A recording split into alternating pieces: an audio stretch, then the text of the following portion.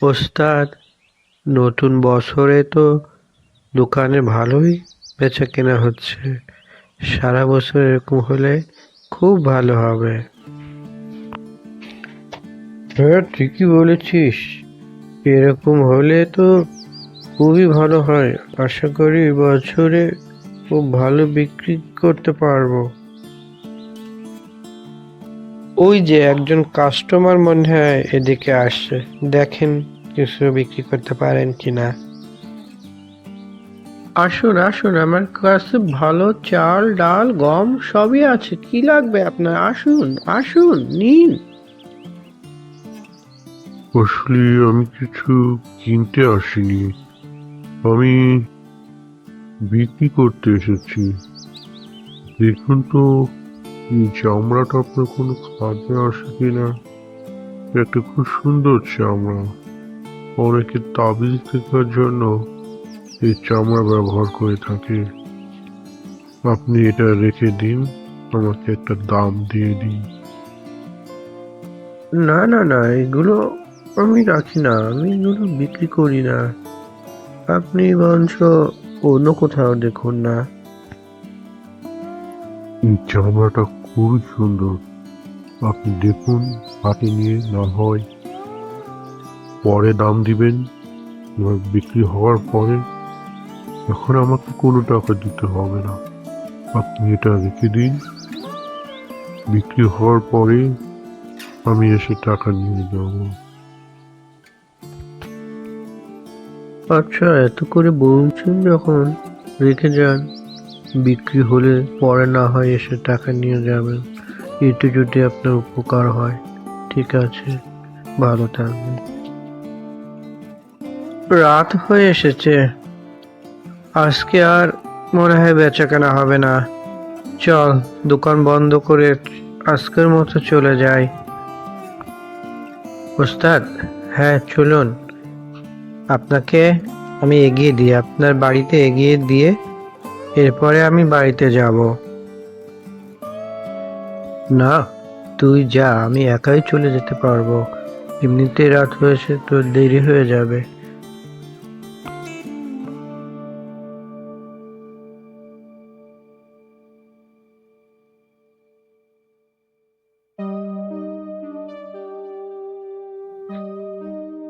আরে, এইখানে এত রাতে এত মাছ এলো কোথা থেকে? অদ্ভুত ব্যাপার। যাই হোক, মাছগুলো বাসায় নিয়ে যাই, রান্না করে মজা করে খাওয়া যাবে।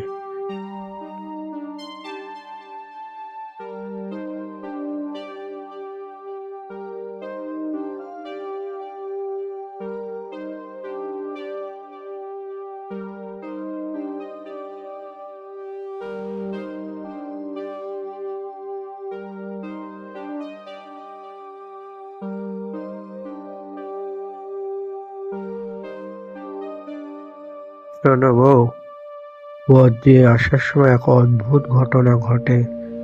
পথে দেখলাম যে অনেক মাছ লাফাচ্ছে। সেখান থেকে অনেকগুলো মাছ আমি ধরে নিয়ে এসেছি। এখন যাও, ওগুলো কেটে রান্না করো। কি বলো, এত মাছ কোথায় পেলে? এই রাতে কোথায় থেকে ভেসে আসলো এত মাছ? ঠিক আছে, আমি রান্নাঘরে গিয়ে দেখছি। হ্যাঁ, পাশে তো জলাশয়, ওখান থেকে মনে হয় উঠে আসছে মাছগুলো।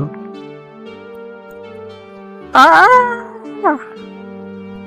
ওরে বাবা রে, ওটা কি? বাঁচাও বাঁচাও! কি হয়েছে বউ? তুমি চিৎকার করে উঠলে কেন ওভাবে?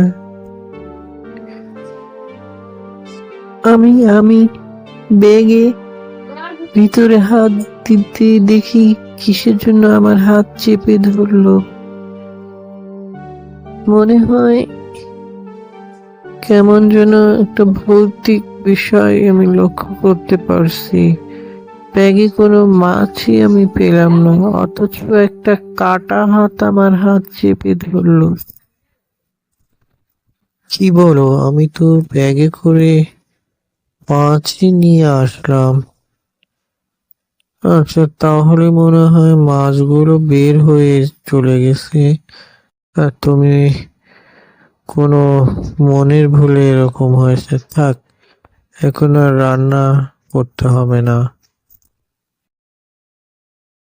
স্যার, আপনাকে এরকম দেখাচ্ছে কেন? কেমন যেন বিষণ্ণ। কোনো কিছু কি হয়েছে আপনার সাথে? আমাকে বলুন। কাল রাতে বাড়িতে অবস্থা আমি দেখি যে অনেক মাছ, সেগুলো আমি তুলে নিয়ে যাই।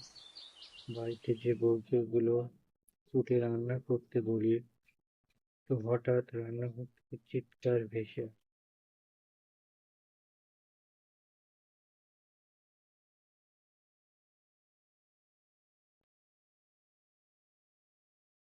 এ বিষয়টা নিয়ে খুব দুশ্চিন্তায় আছি।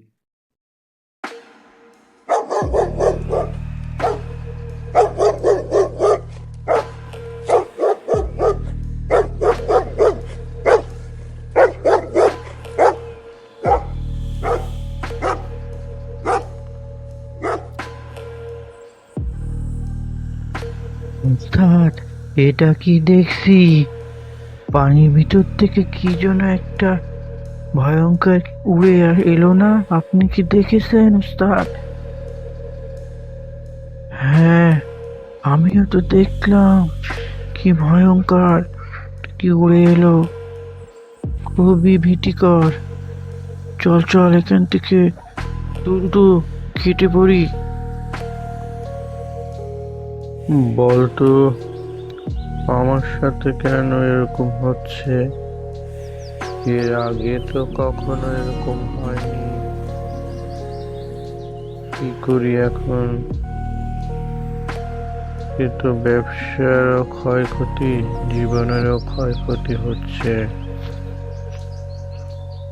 একটা জিনিস আমি দেখলাম, ওই চামড়ার তাবিজ যেদিন থেকে আপনি কিনেছেন বা রেখে দিয়েছেন, সেদিন থেকে কিন্তু এই সমস্যা হচ্ছে। চলুন ওস্তাদ, আমরা ওই তাবিজটা ফেলে দিই। তাই তো, ঠিকই বলেছিস। তাহলে ওই তাবিজটা ফেলে দিয়ে দেখি। আমার মনে হয় তোর ধারণা সঠিক। এর আগে তো কখনো এরকম হয়নি। ওই তাবিজটা রাখার পরই এরকম হচ্ছে। আয় মাছ নিবি? আমার কাছে অনেক মাছ আছে। আয় আয়, পালাচ্ছিস কেন? আয়, ভয় পাস না, তোদের অনেক দিব। আয়।